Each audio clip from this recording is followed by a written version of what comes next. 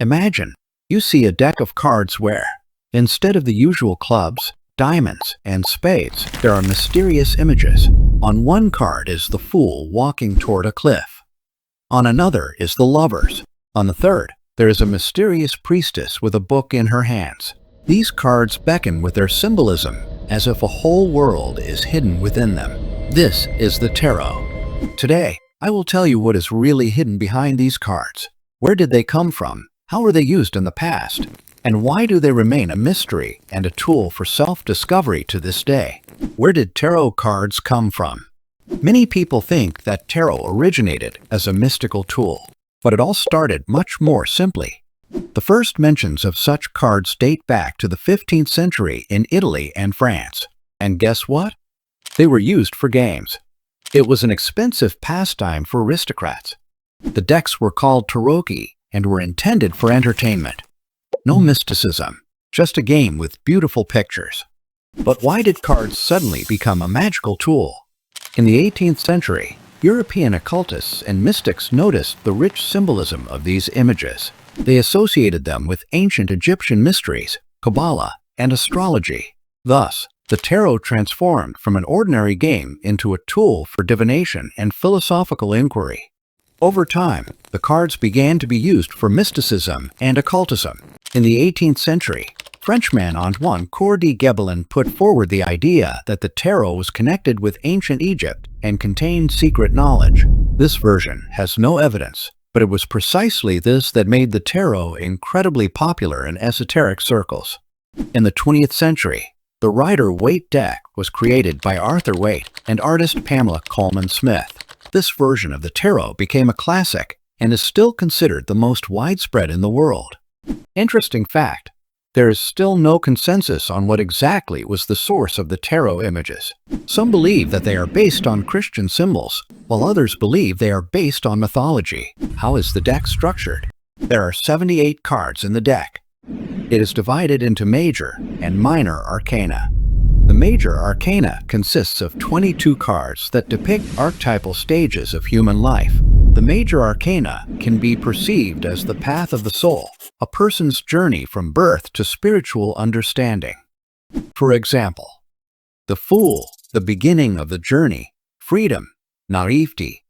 The Tower, destruction, crisis. The World, completion and wholeness. It can be said that the Major Arcana is the big story of life. The Minor Arcana consists of 56 cards, divided into 4 suits: Wands, Cups, Swords, and Pentacles. Wands symbolize energy, action, and creativity. Cups are associated with emotions, feelings, and relationships. Swords reflect the mind, conflicts, and trials. Pentacles represent the material world, money, work, and health. The Minor Arcana are very similar to regular playing cards, but each one is filled with symbols and images that help to understand the situation more deeply. In other words, the Minor Arcana are about everyday situations, while the Major Arcana are about global lessons and twists of fate. Symbolism and archetypes. Each card is not just a picture. It is a story. For example, the Hermit is an old man with a lantern in his hands. He symbolizes the search for inner wisdom, solitude, and the path to oneself. Or the Empress, an image of fertility, femininity, and care. And the Wheel of Fortune represents the vicissitudes of life, its ups and downs. Carl Jung, the famous psychologist, believed that tarot cards reflect archetypes, universal images that live in the subconscious of every person. Therefore, when we look at a card, we see a reflection of our inner life. How do cards work? Many skeptics ask, can cards really predict the future? The answer is yes and no. Tarot cards are primarily a mirror of the subconscious. When we draw a card, we are not faced with a magical prophecy, but with an image that makes us think. A person sees a symbol, and their mind starts working. They look for meaning, associations, answers to their questions. This helps them understand, what am I really feeling? What am I afraid of? What do I want to change? This is the power of tarot. It helps us look at a problem from a different angle to see what is usually hidden. In psychology, there is even a concept called projective methods. This is when a person is shown a picture and they themselves complete its meaning. Tarot works in a similar way. Tarot is not magic, but a tool for dialogue with oneself. Tarot in culture and psychology. Tarot cards have inspired artists, writers, and filmmakers. Their symbolism can be found in films, literature, and music. Psychologists also use tarot, not for fortune-telling, but as a projective method. A person looks at a card and describes what they see. This allows us to understand their inner experiences. Myths about tarot.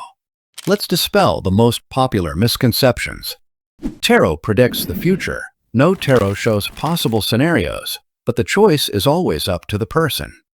Tarot is dark magic. In fact, they are just cards with symbols.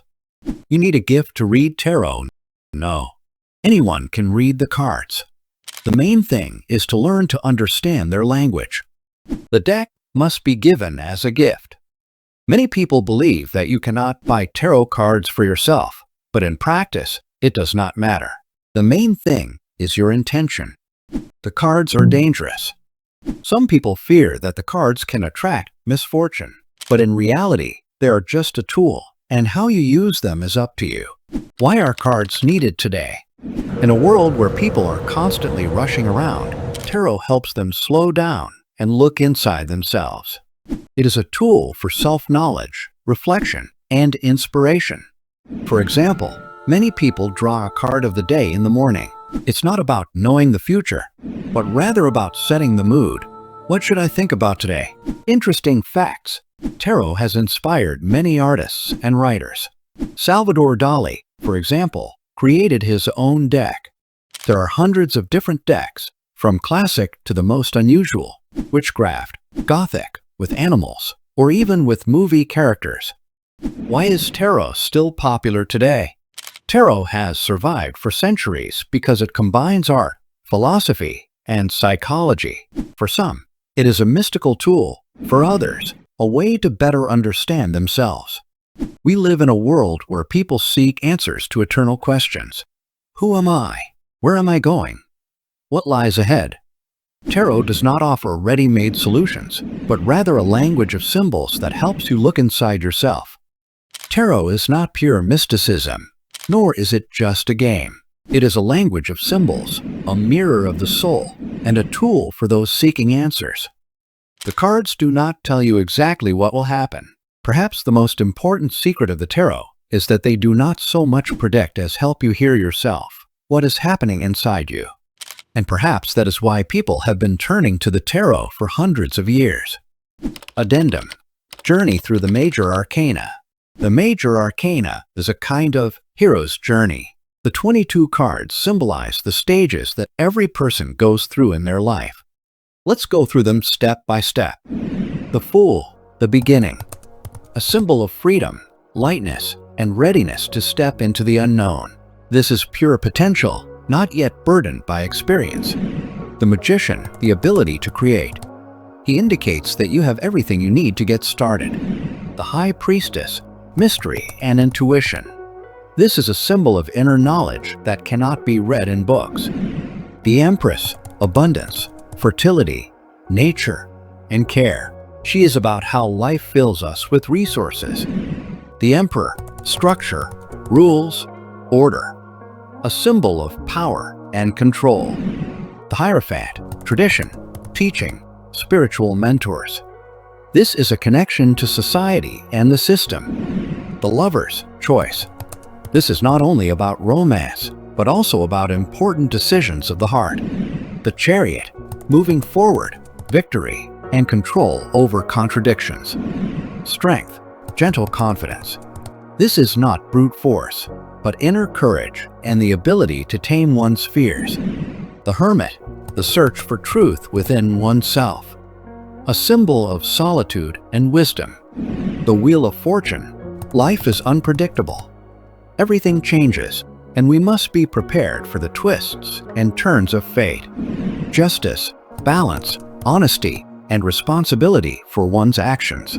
The Hanged Man, seeing things from another perspective. Sometimes you need to stop and look at a situation differently. Death, not about the end, but about transformation, the end of one cycle and the beginning of a new one. Temperance, harmony, and balance. Symbol of the golden mean. The devil, our addictions and temptations. He shows where we are bound by fears and habits. The tower, sudden destruction, crisis. But it is often through falling that liberation comes.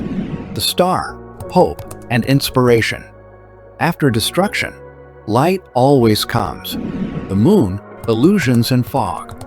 It shows that not everything is clear, and it is important to trust your intuition. The sun, joy, clarity, and success. It is the energy of life in all its fullness. Judgment, awakening, and reevaluation. A symbol of inner judgment when we re-examine our paths. The world, completion, and integrity. The final step, where the hero achieves harmony.